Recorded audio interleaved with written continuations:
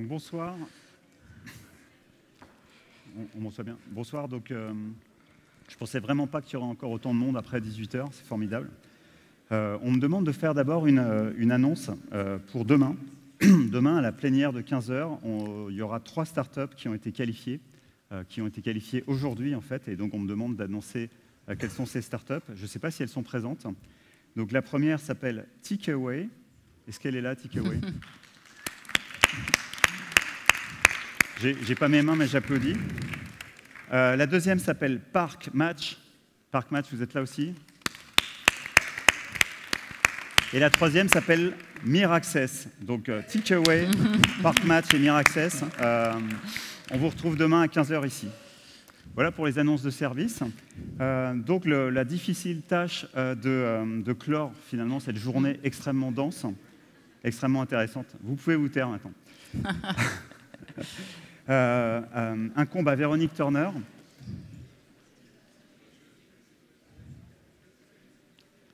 Donc moi j'ai eu le privilège en fait de préparer toutes ces conférences et donc de voir les diapositives et puis de pouvoir discuter avec la plupart des gens. J'y arrivé. Et en fait, ce que j'ai constaté, c'est que finalement, il y a une certaine forme il y a un peu comme la courbe du deuil du numérique et du web, c'est-à-dire là où il y a encore quelques années, on pouvait s'enthousiasmer pour la dernière technologie ou pour les progrès de l'usage. On commence à sentir, en fait, chez un certain nombre d'acteurs, des doutes, des remises en cause. Et donc, je suis particulièrement content, en fait, de t'écouter, Véronique Turner, pour nous parler justement du sujet qui peut être celui de l'année. En fait, on en parlera demain aussi avec Laurent Chiemla et avec Geneviève Petit, qui est finalement, Internet, c'est à la fois une potion et un poison. C'est-à-dire finalement, on commence à voir que derrière les côtés positifs, il y a aussi des côtés négatifs. Et donc du coup, il faut revenir vers ces valeurs, il faut revenir vers des notions d'éthique, des notions peut-être qui ne rimaient pas forcément avec numérique. Et donc, Véronique, pour nous en parler, tu es la cofondatrice d'Alterway, donc une entreprise de services numériques. Je n'ai pas dit SS2I. Tu es également membre du Conseil national du numérique et administratrice de Syntec Numérique. Donc, Véronique, je te laisse la parole et puis vous pourrez aussi poser des questions à la fin de cette présentation. Merci. Parfait. Bon, bonsoir à toutes et à tous. Alors, je ne vois pas trop, mais j'ai l'impression que le public est plus masculin que féminin, et c'était une idée. Écoutez, quelle belle journée, je trouve. Alors, ce n'est pas uniquement une belle journée parce qu'il a fait très beau, mais c'est aussi une belle journée par rapport à tout ce que nous avons vécu ensemble aujourd'hui, avec toutes ces expériences, ce partage, ces rencontres. Vraiment une très, très belle journée. Moi, j'ai été ravie, en fait, de passer cette journée avec vous. Je suis aussi ravie ce soir de clôturer cette première journée et très contente que les organisateurs m'aient demandé de venir. Ils cherchaient des femmes et une certaine parité pour les speakers. Je crois qu'ils ont réussi leur pari. Donc je pense qu'on peut déjà d'abord les applaudir. Parce que 45% de femmes speakers, c'est rare sur des événements tech. Alors, je suis ravie également parce que cet événement se passe à Lyon. Moi, aujourd'hui, je vis à Paris, mais Lyon, c'est ma ville de cœur. J'y ai grandi, j'y ai fait mes études. Je suis ingénieure de formation, donc je salue mon école qui est CPE Lyon. Donc voilà, donc je suis vraiment contente ce soir de faire cette clôture sur un sujet en plus qui m'anime, qui est le numérique et l'éthique. Alors je vais d'abord commencer par me présenter pour vous expliquer pourquoi ce soir je vais vous parler de numérique et éthique. Alors déjà, j'ai un long parcours d'entrepreneur. Ça fait 20 ans en fait que je suis entrepreneur dans le numérique. 3 expériences entrepreneuriales. La dernière en date, c'est Alterway. Stéphane le disait. Alterway, on est une PME innovante qui est spécialisée sur des plateformes web, pratique DevOps, et notre ADN technologique, c'est open source. Alors ça, c'est le premier indice. Pourquoi ce soir, je vous parle de numérique et éthique? Déjà, je m'intéresse à l'open source.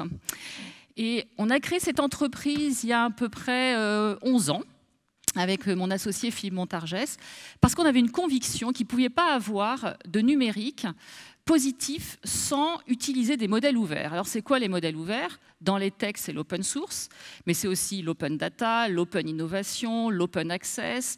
Aujourd'hui, on parle même d'open law, d'open government. Alors, ces modèles ouverts, ils ont quoi comme vertu? Ils sont basés sur un triptyque: le partage, la transparence, le collaboratif. Et ça, c'est un élément important, l'ouverture. Et ça, c'est un élément important pour construire un numérique qui reste créatif et productif, mais dont le cœur de réflexion est le citoyen. Donc ça, c'est le deuxième indice, tout ce qui est monde ouvert et qui me passionne. Ensuite, j'ai un parcours d'entrepreneur, mais pas que. J'ai aussi un parcours dans le monde associatif et sociétal. Stéphane le disait en introduction, je suis au conseil d'administration de Syntec Numérique. Et depuis maintenant une petite année, je travaille sur un programme au sein de Syntec Numérique. Alors déjà, est-ce que les gens savent ce que c'est que Syntec Numérique? Il faut que je me mette là, parce qu'il y a... Levez la main ceux qui connaissent Syntec Numérique. Alors, du coup, alors il y a quand même quelques personnes. Alors, Syntec Numérique, aujourd'hui, c'est l'organisation professionnelle qui regroupe toutes les entreprises qui travaillent sur le numérique. Alors, les éditeurs, les sociétés de conseil en technologie, les ESN, entreprises de services numériques, et puis également toutes les startups, tous les acteurs qui travaillent et qui fabriquent du numérique. Alors, au sein de Syntec Numérique, évidemment, comme ici, aujourd'hui, on est animé par le numérique, on adore le numérique, mais on s'est rendu compte qu'il était temps pour nous d'apporter une vision aussi éthique. Et donc, on lance un programme cette année sur le numérique et éthique pour accompagner nos salariés. Et ça, on le fait en partenariat avec le SIGREF. Le SIGREF, ça regroupe aujourd'hui tous les directeurs des systèmes d'information des grandes entreprises du CAC 40. Et on veut mener ce projet-là parce que, en tant qu'acteurs du numérique, nous fabriquons au quotidien des outils technologiques, des outils numériques, et qu'il est important de sensibiliser nos salariés au sujet du numérique. Et donc ça, c'est le troisième indice. Et le dernier indice, je suis depuis 2015 membre du Conseil national du numérique. Alors je ne sais pas, pareil, qui connaît le Conseil national du numérique? Il y a besoin peut-être une explication de texte. Alors c'est les mêmes qui lèvent pour Syntec et Conseil. Alors, le Conseil national du numérique, on est 30 membres, on est bénévole. C'est un conseil qui est indépendant, même s'il est nommé par décret par le président de la République. Aujourd'hui, le conseil, on en est à la 3e génération, ça fait à peu près un peu moins de 10 ans. On a accompagné 3 gouvernements aujourd'hui. Et la mission du CNUM, c'est de donner des avis, des recommandations au gouvernement, mais également apporter des recommandations aux citoyens sur les impacts du numérique sur la société et l'économie. Alors, je vais vous donner 2 grands sujets dont vous avez forcément entendu parler, qui ont été portés par les premières et deuxième générations du CNUM. On a travaillé sur la neutralité du net, on a travaillé sur la République numérique, et puis là, on a sorti 2 travaux. Un premier qui concerne tout ce qui est chiffrement, prédiction et liberté. Et je vous invite, si vous ne l'avez pas fait, à aller sur le site du CNUM et à visionner les vidéos concernant ce sujet-là. Je vous invite à le faire vous-même. Et si vous avez des enfants, je vous invite à faire visionner cette vidéo à vos enfants. Il faut qu'ils aient quand même une petite dizaine d'années pour bien comprendre le sujet. Et puis, on travaille actuellement sur un autre sujet, qui est la grande consultation. Et ça, c'est une des marques de fabrique du CNUM, c'est de lancer des grandes consultations qui réunissent à la fois des politiques, la société civile, des entreprises privées ou publiques, pour réfléchir sur une thématique. Et là, la thématique, c'est la loyauté des plateformes. Voilà, donc ça vous permet, là, avec ce parcours, vous expliquer pourquoi aujourd'hui je m'intéresse à ce sujet-là. Et ce soir, mon ambition, c'est un peu de vous sensibiliser à ce sujet-là, de vous faire réfléchir qu'en tant qu'user et maker, vous avez une responsabilité en travaillant, en utilisant le numérique, et qu'en fait, il ne suffit pas à un moment donné de changer le monde, il faut aussi le penser. Alors,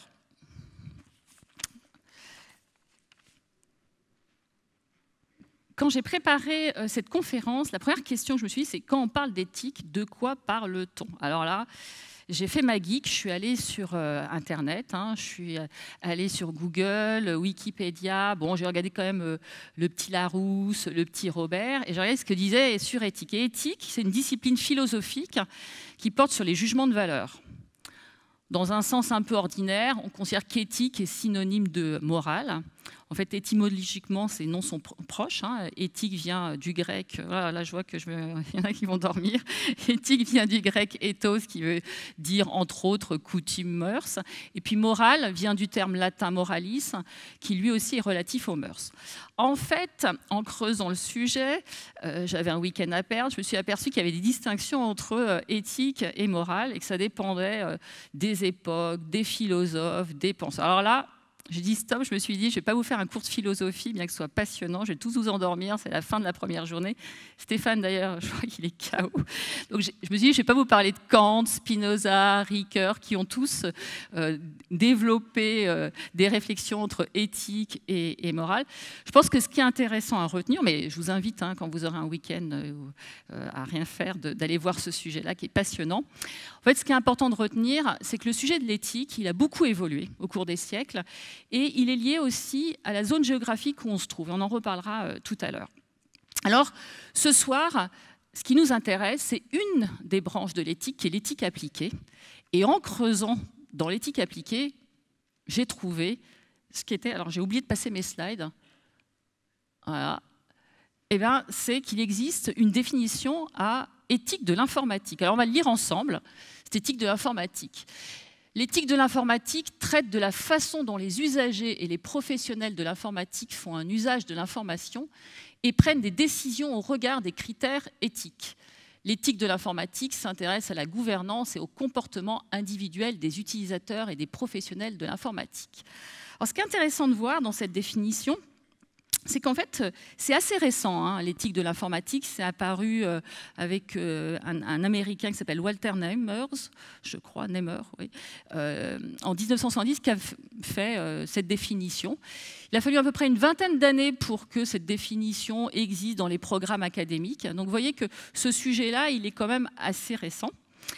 Et je me suis dit, chouette, en fait, on a une définition. Si je le remplace par le mot numérique, est-ce que ça fait l'affaire? Et je peux lancer ma conférence. On a le cadre du sujet éthique du numérique. Alors, on va lire ensemble avec le mot numérique.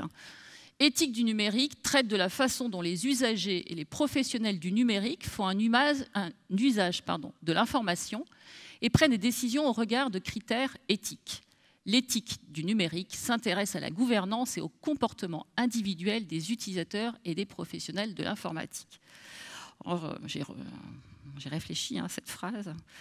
Je vous laisse le temps aussi de la digérer. Puis je me suis dit, en fait, non, elle n'est pas très complète, cette définition, et certainement que l'éthique du numérique, c'est une éthique à inventer. Et ça, pour plusieurs raisons. La première raison, c'est qu'on a tendance aujourd'hui à considérer, à séparer finalement la question d'usage de la question de la technologie sous prétexte que la technologie serait neutre. Aujourd'hui, on sait que la technologie, elle est ni positive, ni négative, ni neutre.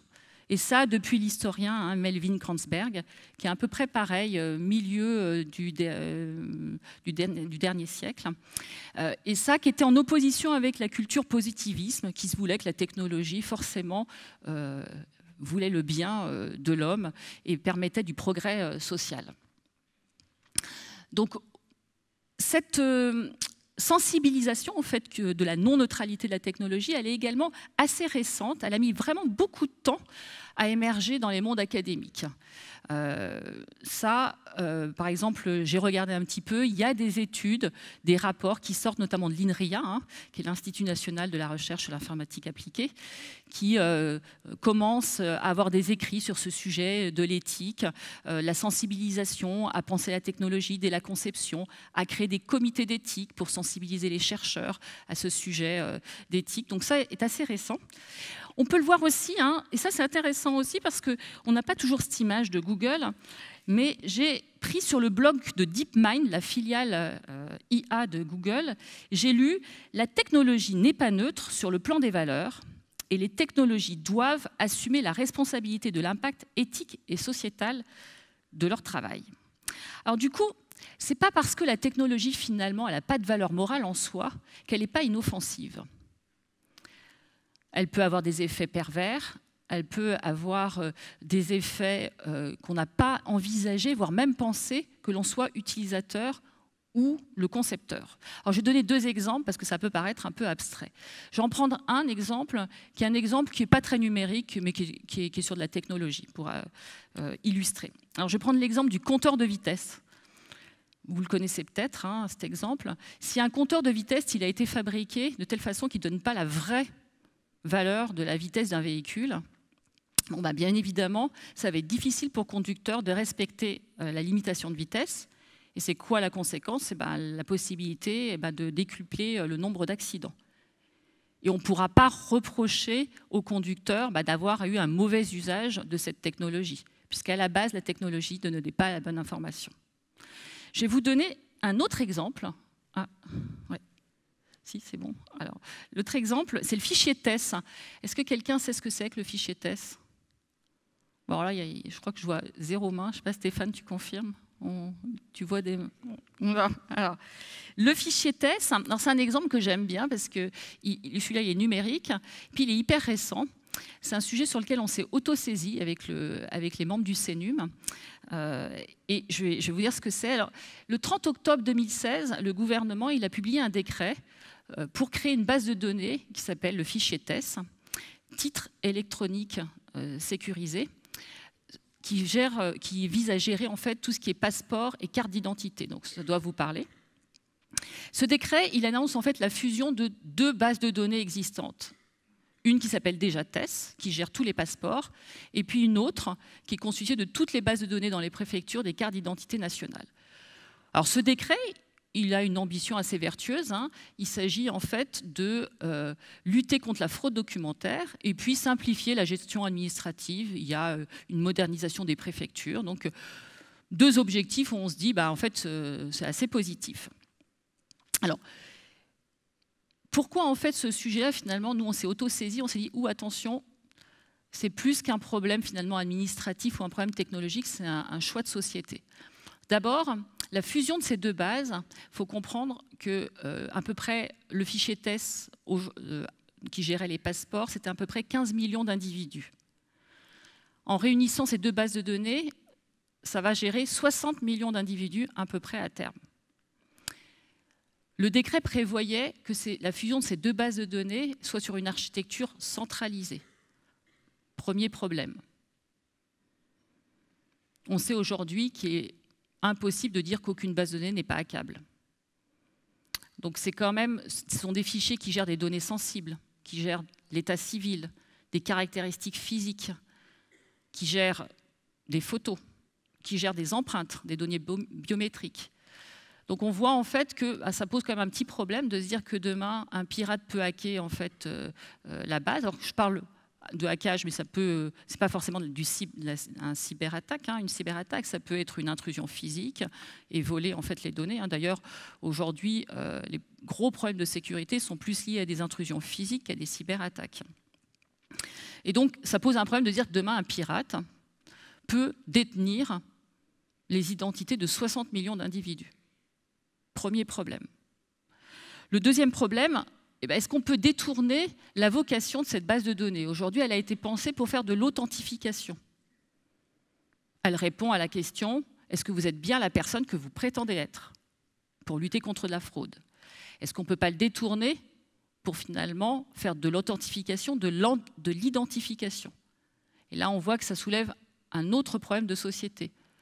Est-ce qu'on est prêt dans notre société à accepter qu'on aille chercher dans une base de données toutes les personnes blondes, d'1,67 m, aux yeux bleus? Troisième problème, c'est qu'aujourd'hui, cette base de données gère l'identité numérique d'un individu avec des données qui sont sensibles, notamment les empreintes. Est-ce qu'aujourd'hui, si on pousse un peu plus loin, est-ce qu'on accepte aujourd'hui de se dire, tiens, c'est à l'État de posséder nos empreintes? Est-ce qu'on serait d'accord de donner notre chaîne ADN à l'État? Parce qu'on sait qu'aujourd'hui, pour faire de l'authentification, l'État n'a pas forcément besoin d'avoir nos empreintes. On peut faire plein d'autres méthodes en fait, pour pouvoir identifier les individus. Et là, on voit bien avec ce fichier TESS la problématique de la technologie. Au départ, pour question d'aménagement technologique et puis pour de la simplification, pour une ambition qui était vertueuse de lutter contre la fraude, mais on s'aperçoit finalement en fait, qu'il y a des enjeux lourds en termes d'éthique. Alors ça, c'est la première raison pour laquelle la définition qu'on donnait tout à l'heure, elle est insuffisante. La deuxième, c'est le fait que finalement, le numérique, ce n'est pas une technologie comme les autres. Son caractère omniprésent, le fait qu'il bouleverse réellement nos sociétés, qu'il transforme nos sociétés, lui donne certainement des caractéristiques particulières et que le numérique aujourd'hui développe un nouveau paradigme technologique. Alors j'en ai cité quelques-uns de ces caractéristiques du numérique qui font qu'il est à part. Il y en a certainement d'autres. Le premier, eh bien, c'est son hétérogénéité. Aujourd'hui, le numérique produit une diversité de contenus, de codes, d'applications, de sources. Deuxième, c'est son ubiquité. Il nous permet d'être partout en même temps. Troisième, c'est sa générativité. Aujourd'hui, vous mettez de l'information en ligne, ça peut être modifié, amélioré, transformé par quelqu'un d'autre. Et puis, son caractère réticulaire. Le fait de mettre de l'information en réseau crée aujourd'hui un espace qui est complètement autonome. C'est comme si on avait développé un système nerveux qui se suffit à lui-même. On le voit bien aujourd'hui, de plus en plus, les technologies du numérique sont autonomes. On le voit à travers les algorithmes de recommandation qui sont aujourd'hui programmés de telle façon qu'il n'y a pas forcément toujours besoin d'actions humaines pour qu'il y ait des actions et des décisions qui soient prises. Tout ça fait qu'aujourd'hui, le numérique présente des spécificités propres et qui fait qu'aujourd'hui, si on veut faire une éthique du numérique, ce n'est pas suffisant de se concentrer sur la problématique de l'usage, telle que la définition le donnait sur l'éthique de l'informatique. On ne peut pas se limiter pour faire une éthique du numérique à des bons et des mauvais usages. Il faut s'intéresser au comportement de la technologie et au conflit de valeurs qu'il peut y avoir entre la technologie et l'éthique des usagers. On pourrait même s'intéresser, si on veut inventer une éthique du numérique, à une éthique by design. Le fait de réfléchir dès la conception des outils technologiques à une réflexion éthique. Et puis, le dernier point, et c'est ce qui était dit en introduction, c'est le caractère pharmacologique du numérique. Pharmacon en grec, je reviens sur le grec, non c'est bon, vous ne dormez pas, qui veut dire potion au poison. Et on le voit bien, le numérique présente plein de dualités. Je pourrais passer 1 heure à présenter ces dualités. Alors, je vais vous donner 2 exemples quand même. Par exemple, le numérique, c'est un fabuleux outil d'inclusion sociale. C'est vrai, on l'a vu aujourd'hui, ça permet à des personnes qui peuvent être isolées d'accéder à de l'information. Ça permet à des jeunes qui ne sont pas forcément intégrés dans un milieu scolaire de pouvoir accéder à de la connaissance. Mais aussi, c'est un formidable outil d'exclusion sociale. Si vous n'avez pas Internet, ça ne va pas être facile pour vous. Et puis, si les sites, et ça a été un gros sujet évoqué dans la journée, sur de l'accessibilité numérique, si les sites, les applications ne sont pas pensés avec l'accessibilité numérique, pour tous ceux qui sont en situation de handicap, ça va être compliqué. Un deuxième exemple, le numérique, c'est un moyen formidable d'ouverture et de liberté. Communiquer, partager, échanger. Puis en même temps, c'est un outil ultra puissant de contrôle. On le voit bien avec des affaires comme l'affaire Snowden. Donc, voilà un petit peu pour cette première partie qui nous permet de cadrer un petit peu ce sujet et se dire que, aujourd'hui, si on veut parler d'éthique numérique, certainement, on doit repenser l'éthique de l'informatique pour la faire évoluer avec les nouvelles caractéristiques du numérique. Alors, l'étape suivante, en fait, c'est un petit peu de se réfléchir à finalement quels sont les défis que nous devons relever avec le numérique et puis quels sont les sujets d'éthique à proprement parler qu'on a à solutionner avec une éthique du numérique. Alors, les questions d'éthique aujourd'hui, je pense qu'elles font l'actualité tous les jours. Alors, je vous ai fait une petite revue de presse. Vous m'excuserez, elle a été faite il y a quelques jours. Alors, depuis, je ne sais plus, quelqu'un m'a dit tout à l'heure, j'ai vu un article ce matin. Oui, moi aussi, j'en lis tous les jours, en fait, des articles. Alors, du coup, je vous fais une petite revue de presse qui va nous permettre de lister un petit peu tous ces sujets. Là aussi, ce n'est pas exhaustif, mais ça vous permettra de voir la diversité des sujets et puis voir aussi qu'elles ont une granularité différente, ce qui crée de la complexité. Alors sur l'emploi et sur le travail. Alors sur l'emploi, c'est clair qu'aujourd'hui, en fait, et sur le travail, il y a plein de sujets. Déjà au sein des entreprises, le numérique bouleverse nos modes d'organisation, nos modes de communication. Il y a eu beaucoup d'articles qui ont parlé de numérique qui détruit des emplois. D'autres qui ont dit qui crée de l'emploi. Là, on voit bien le côté pharmacologique et cette dualité du numérique. D'accord ? Deuxième, l'information, le rapport à l'information. On est submergé sans cesse d'informations. Le problématique qu'on va avoir entre accessibilité et infobésité. Mais pas que. La problématique des fake news. Troisième sujet, tout ce qui est cyberharcèlement. On en parlait tout à l'heure avant la conférence. Alors qui prend différentes formes, qui peut être dans l'entreprise, le fait de recevoir trop de mails, crée chez certaines personnes des burn-out. Et puis des choses très très graves, des suicides d'adolescents qui sont harcelés par les réseaux sociaux. Ensuite, tout ce qui est en fait autour de l'éducation. Aujourd'hui, évidemment, le numérique, il nous questionne sur la façon d'apprendre. Il remet en cause tous nos procédés d'apprentissage. Aujourd'hui, quand on sait que des outils nous permettront de pouvoir traduire en n'importe quelle langue, n'importe quelle autre langue, quel est l'intérêt aujourd'hui d'apprendre une langue, de la manière dont on l'apprend? En tout cas, ça questionne aujourd'hui, je pense, tout le monde de l'éducation. Les algorithmes. Ah, évidemment, les algorithmes, c'est un gros sujet qui décide à notre place. Alors là, on pourrait en faire 1 heure sur les algorithmes. Bon, j'ai décidé de vous en parler de 2. L'algorithme APB, qui a laissé sur le carreau cet été 3000 étudiants qui n'ont pas pu rentrer dans des universités et qui a questionné sur la transparence de l'algorithme. Mais on pourrait parler des algorithmes dans la voiture autonome, qui questionnent sur, en cas d'accident, qui est-ce que je dois privilégier. Mais on pourrait aussi parler dans le monde de la santé, dans le monde de l'assurance, dans le monde de la finance. Il y a bien évidemment la problématique des GAFA et des données personnelles. Est-ce que toutes ces données personnelles nous appartiennent-elles? Quel en est l'usage? D'où le rapport du CNUM sur la loyauté des plateformes, avec déjà des excès.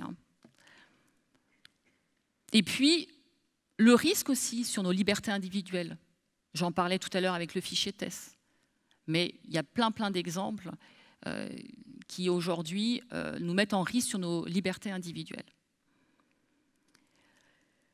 Un point intéressant aussi, un point de vue intéressant, aujourd'hui, des entreprises de droit privé, qui n'ont été pas élues démocratiquement, ont plus de pouvoir que certains États. Ça questionne quand même. Et puis, tout ce qui est cyberattaque. Des hôpitaux qui peuvent être à un moment donné paralysés. Des comptes bancaires, des villes, des industries, pourquoi pas même un pays.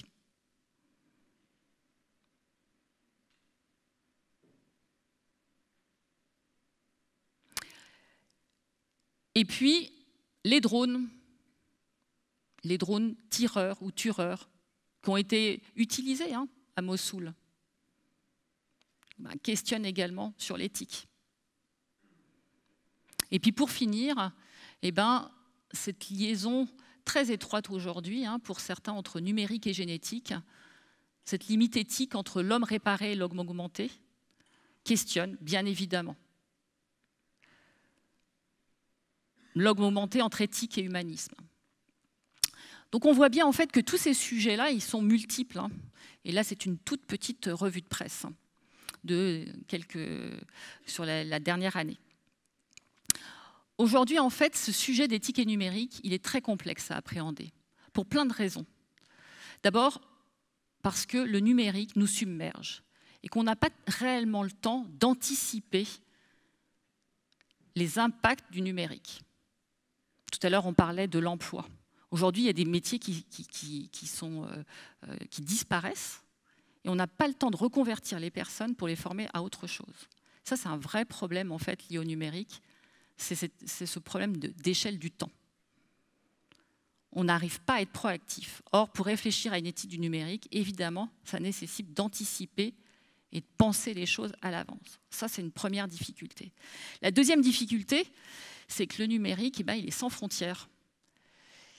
Et en fait, le problème, c'est que est-ce qu'on pense éthique du numérique de la même manière en Asie, aux États-Unis ou en Europe? Est-ce que vous pensez que, par exemple, si je prends la relation très étroite que nous, on a sur notre vie privée, est-ce qu'elle est la même pour un Chinois qu'un Français? Deuxième difficulté. Puis la troisième difficulté, c'est que le numérique est devenu un outil tellement puissant qui représente des enjeux de pouvoir. Aujourd'hui, on le voit bien avec l'intelligence artificielle. Beaucoup disent que celui qui maîtrisera l'intelligence artificielle dominera le monde. Et donc, on voit qu'associé à cette notion de numérique, il y a une notion de domination. Et ça, ce n'est pas très compatible avec de l'éthique. Quand on voit, par exemple, que la Chine, depuis 2016, a engagé un programme de plus de 13 milliards dans sa recherche, sa R&D sur l'intelligence artificielle. Quand on voit que Google et puis Baidu, en l'espace d'un an, l'année dernière, ils ont dépensé entre 20 et 30 milliards sur l'IA. Ces chiffres nous font comprendre le poids, en fait, de l'intelligence artificielle. Et ces réflexions, elles ne sont pas faites uniquement dans un souci d'amélioration de la vie. C'est aussi une guerre de domination. On le sait aujourd'hui, le numérique, c'est un outil politique, militaire, économique et culturel. Alors, tout ce que je viens de vous dire, en fait, évidemment, ça fait un peu peur. Et donc, en conclusion, l'objectif, en fait, c'est pas tellement en fait de vivre aujourd'hui dans un monde sans technologie, d'accord. Mon objectif ce soir, c'était pas d'être dans une démarche alarmiste par rapport au numérique.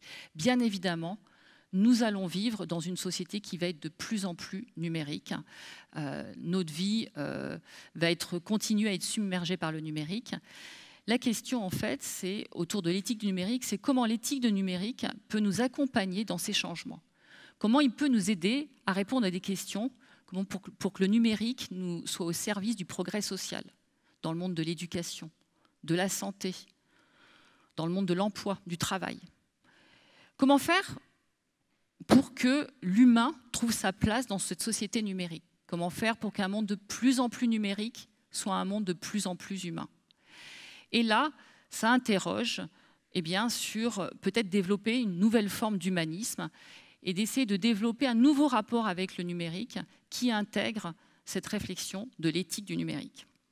Alors ma conviction, c'est que nous pouvons construire une société numérique qui apporte du positif à l'humain, mais ça dépend de nous. Pour ça, il faut que nous pensions l'innovation, nous pensions la technologie. Et donc, mon dernier slide, c'est-à-dire que pour pouvoir avoir un monde positif avec le numérique, il faut créer de la confiance. Et cette confiance, entre autres, il faudra le créer avec une réflexion d'éthique sur le numérique. Voilà. Merci.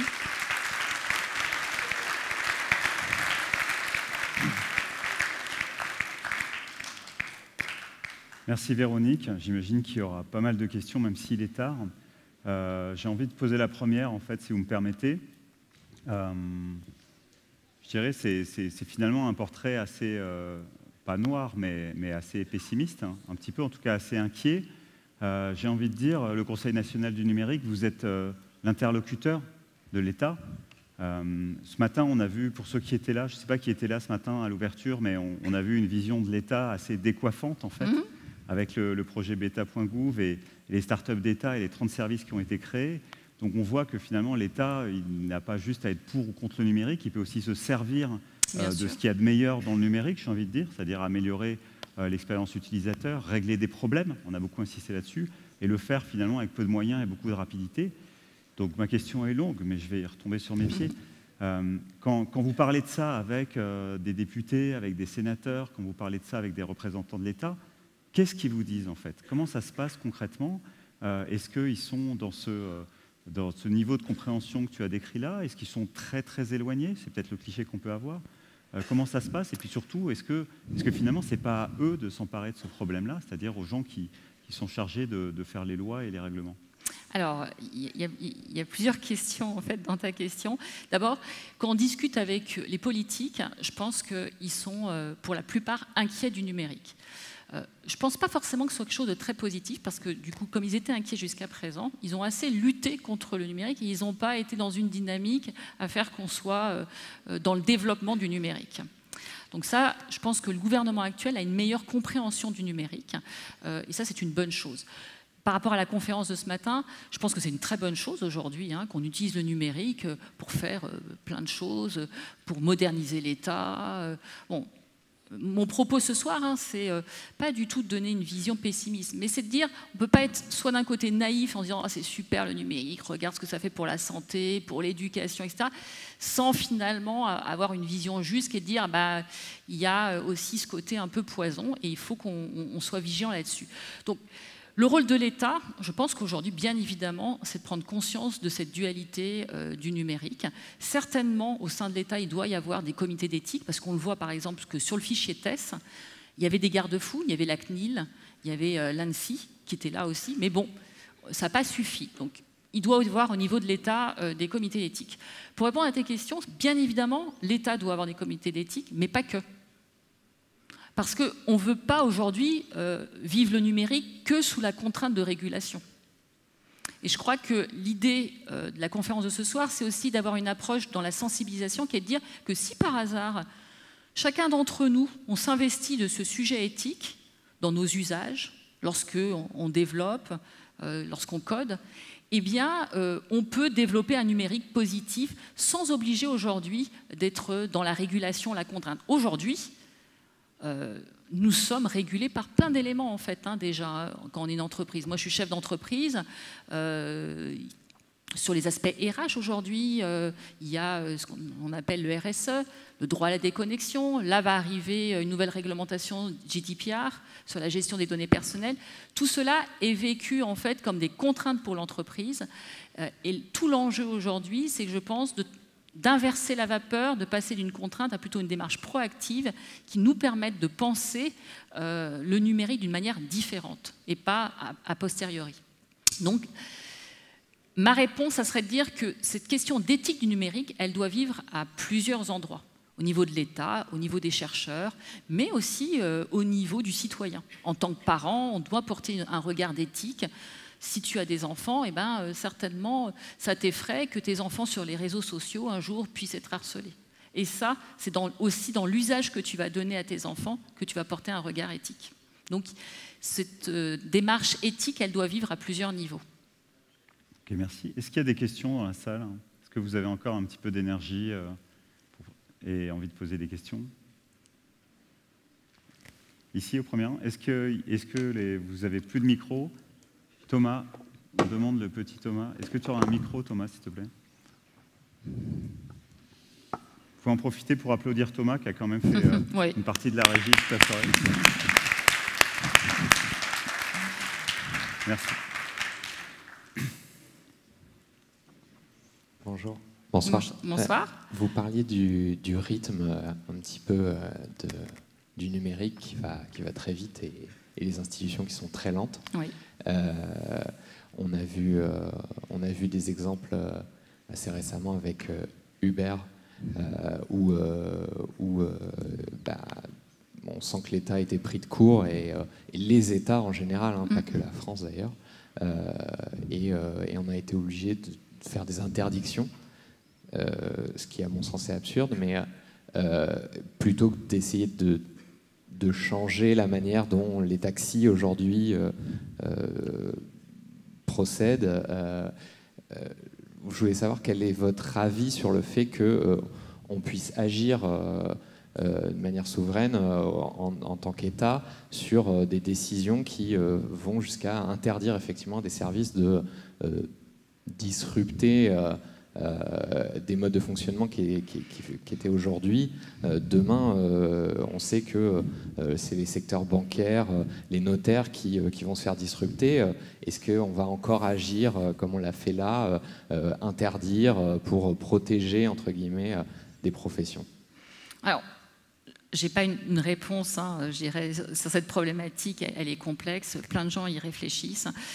Par contre, ce qu'on voit, c'est que c'est vrai que c'est difficile aujourd'hui pour un État qui n'a pas pris la dynamique du numérique. Je pense que c'était le cas en Europe. Les pays européens aujourd'hui ne sont pas investis de manière importante sur le sujet du numérique. Et du coup, ils sont submergés par les problématiques, et du coup, ils sont dans la réaction de la régulation, ce qui est mauvais. Moi, je suis pour, en fait, soutenir l'innovation, et par contre, je suis pour soutenir l'innovation qui est pensée. C'est ça, en fait, le sujet. Donc, après, la difficulté aujourd'hui, c'est que notre Europe, elle ne vit pas dans un vase clos, elle est dans un monde qui vit par ailleurs et où les règles sont différentes. Les perceptions, les prismes sont différents sur ces sujets d'éthique. C'est vrai que, par exemple, ça choque moins un Américain sur la protection des données personnelles. En Europe, on est une population qui est très sensible à ce sujet-là, certainement par rapport à notre histoire, à nos guerres, etc. Mais du coup, la difficulté, c'est que le numérique, il est sans frontières. Et aujourd'hui, le fait que l'Europe, je pense, avec une ambition qui est vertueuse également, en fait, qui est de protéger nos valeurs, ils nous mettent aussi en risque économique. Donc c'est quand même une problématique qui est assez complexe à gérer. Moi, je pense que le moyen, en fait, c'est que l'Europe mette rapidement le pied à l'étrier au numérique, investisse lourdement dans le numérique, que les dirigeants comprennent les enjeux liés au numérique et ne soient pas à freiner, mais plutôt à innover, à soutenir l'innovation, mais en parallèle en menant une réflexion éthique sur l'innovation. Et si on arrive à faire ça, si on arrive à être proactif dans cette démarche, il est possible de faire émerger demain des champions du numérique en Europe. Et ça sera à nous d'imposer nos valeurs plutôt que de se faire imposer des modèles et des valeurs qui ne nous ressemblent peut-être pas. Si tu me permets, c'est assez facile d'opposer d'un côté les méchants États qui limitent l'innovation, et il y a eu des phrases célèbres là-dessus, et puis les gentilles plateformes qui, elles, voudraient tout disrupter.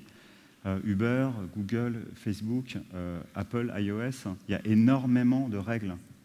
Et ceux qui les développent, ils le savent bien, il y a énormément de choses qui sont interdites, et des choses beaucoup plus choquantes, en fait, qui sont interdites sans explication, sans vote, sans démocratie sur les plateformes, que l'État.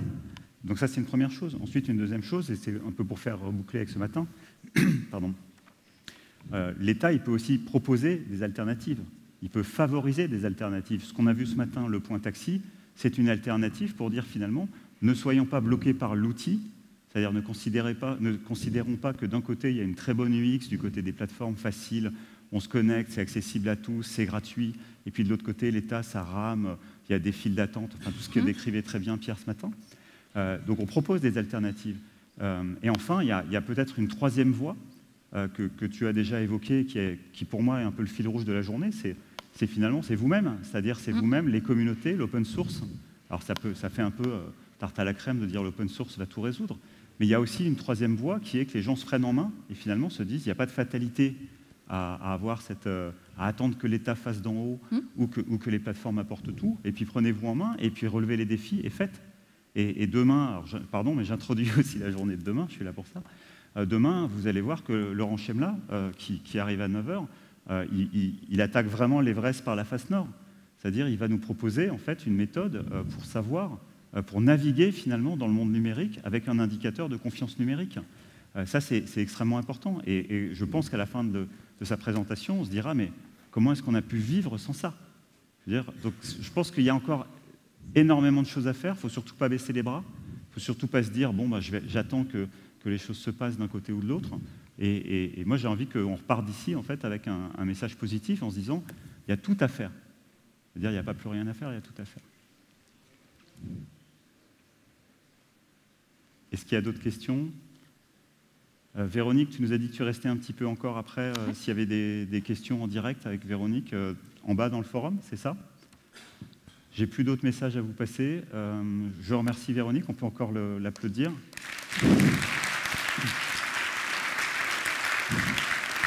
Merci à vous, excellente soirée et puis à demain.